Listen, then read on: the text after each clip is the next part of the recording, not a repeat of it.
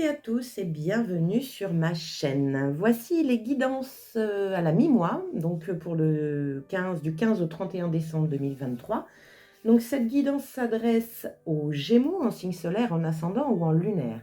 Donc n'hésitez pas à aller voir votre tirage général du mois de décembre qui contient pas mal d'informations déjà.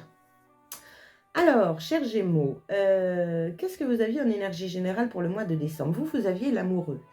Donc l'amoureux, c'est le choix, les décisions à prendre, la tergiversation, on hésite, on ne sait pas trop, on est d'un pied sur l'autre. L'amoureux parle évidemment aussi d'amour, hein, de relations, de rencontres, mais aussi peut parler de fusion intérieure entre deux parties de soi, c'est-à-dire le côté yin, le côté yang, où il y a peut-être une dualité ou en tout cas un doute à l'intérieur de soi, c'est possible. Alors, voyons où vous en êtes. Donc ici, c'est là où vous en êtes au 15 décembre. Ici, l'action encore à mener. Ici, le conseil de l'univers. J'ai tout recouvert afin d'avoir des informations complémentaires. Et on finit par des petits messages d'oracle, notamment comment faire entrer de la magie dans votre vie quotidienne. Une carte d'un nouvel oracle qui s'appelle l'âme à fleur de peau, donc qui vous donne un message de votre âme. Et on finit par une petite clé de la goutte Quantique Box. Allez, c'est parti les Gémeaux, on y va. Donc, où vous en êtes au 15 décembre? Donc, nous avons le 6 d'épée. Donc, le 6 d'épée, il y a une notion de mettre ses pensées de côté afin de pouvoir gravir la montagne quelque part, afin de pouvoir avancer, afin de pouvoir vous dépasser. Donc, le 6 d'épée, c'est quitter un état d'esprit. Donc, soit c'est sous forme de conseil, dans tous les cas, vous pouvez avoir des pensées limitantes, des croyances erronées, un petit peu d'autosabotage, des peurs, tout simplement, peur d'avancer. Et là, on vous dit clairement, non, mettez tout ça derrière vous et gravissez la montagne, même si vous ne savez pas ce qu'il y a en haut, même si vous ne connaissez pas la finalité, allez-y. Le complément d'information à cette carte, c'est, voilà, le chariot. Donc, le chariot vous parle de déplacement. Vous parle de voyage, pourquoi pas. Donc, si vous avez des pensées de déménager en pays étranger ou de déménager ailleurs, allez-y, mettez vos peurs de côté. Le chariot, en général, c'est la réussite et le succès. C'est vous qui êtes maître de votre chariot. Pour avancer, il faut être en accord avec sa tête et son cœur. Et là, on voit que sa tête peut poser problème. Le mental, avec toutes ces peurs du futur, avec tous ces oui mais et ces et si, peut vous bloquer. Donc suivez aussi votre cœur. Quelle est la vibration intérieure qui vibre en vous afin de pouvoir y aller en fait. Donc le chariot c'est ça, c'est du déplacement. Il peut y avoir une notion de rapidité aussi avec cette carte. Changez d'état d'esprit pour être dans la réussite. Ne vous sous-estimez pas, ne vous sabotez pas. C'est possible aussi. Bien. On continue. Quelles sont les actions à mener pour vous, chers Gémeaux? Bien, la grande prêtresse.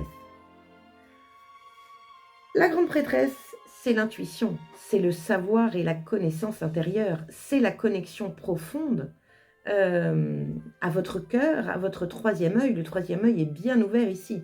Donc les actions à mettre en place, c'est de vous faire confiance, c'est d'écouter cette petite voix intérieure afin qu'elle puisse vous guider vers la réussite et le succès. Vous guider vers la lumière. Donc, il y a un dépassement à avoir ici, vraiment. Quelle est l'information complémentaire? Et voilà, le diable. 1, 2, 3 arcanes majeures, hein, mes chers Gémeaux. Hein. Donc, le diable, c'est évidemment tout... Alors, c'est une carte très puissante.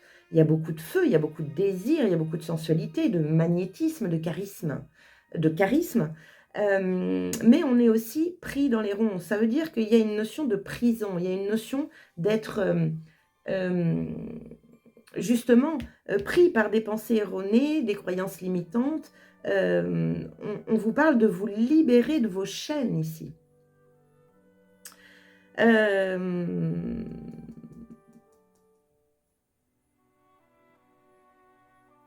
Alors c'est bizarre, mais il y a autre chose qui me vient. C'est un peu tout et son contraire du coup, mais la fougue du diable. C'est une carte très puissante. Le diable, il est très... il y a beaucoup d'énergie à canaliser. On l'appelle le monsieur trop. Hein. Donc il est possible, avec l'impératrice ici, alors deux possibilités avec ces deux cartes. Soit vous ne faites pas assez confiance à votre intuition, soit il faut réduire le rythme parce que vous allez trop vite. Vous mettez trop d'énergie dans quelque chose, c'est possible. Non, en fait, c'est pas ça. J'en suis pas là. Non, je pense que sincèrement, ce sont des croyances erronées et des pensées limitantes. C'est votre mental qui vous joue des tours ici. On n'est plus sur un hémisphère gauche ici qu'un hémisphère droit ici. Et là, ce petit diable, il vous emmène dans toutes les pensées limitantes qui vous empêchent d'écouter votre intuition et qui vous empêchent d'avancer. On va aller voir le conseil de l'univers. 8 de bâton.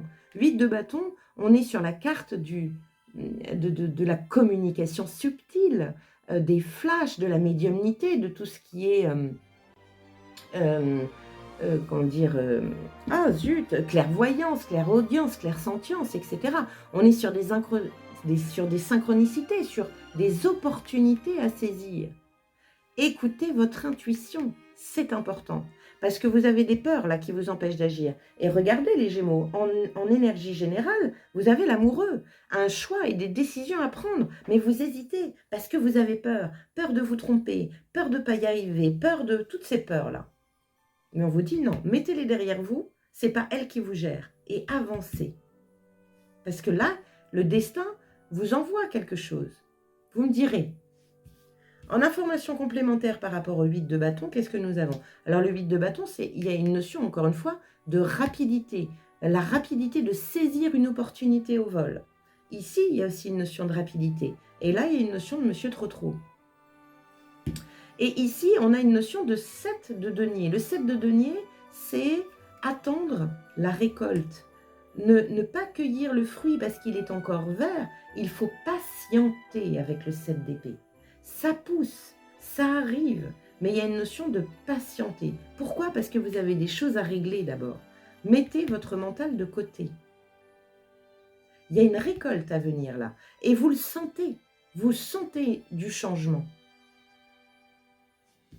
Deuxième carte, le 4 de bâton. Il faut stabiliser les choses. Le 4 de bâton parle de construction, parle des 4 murs d'une maison, des 4 pieds d'une table. Il y a une notion de stabiliser quelque chose. Il y a une notion de joie aussi avec le 4 de bâton.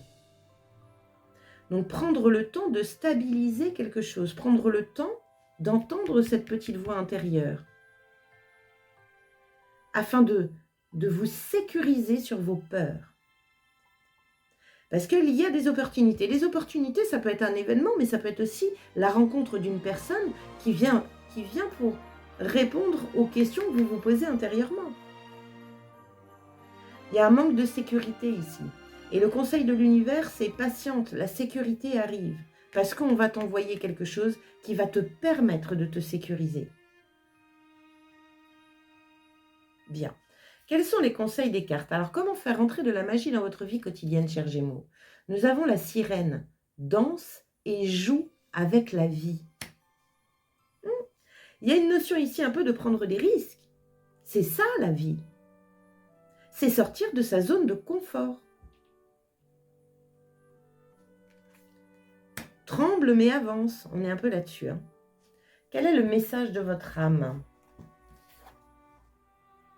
Dans la sagesse du silence, je me découvrirai.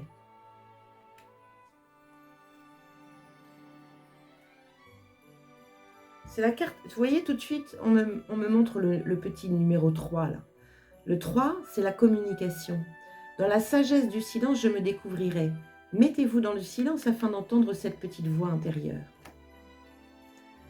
Alors, dans l'agitation permanente, je perds ma voix et m'engouffre dans un tourbillon de vie qui ne m'appartient pas et sur lequel je n'ai aucune prise.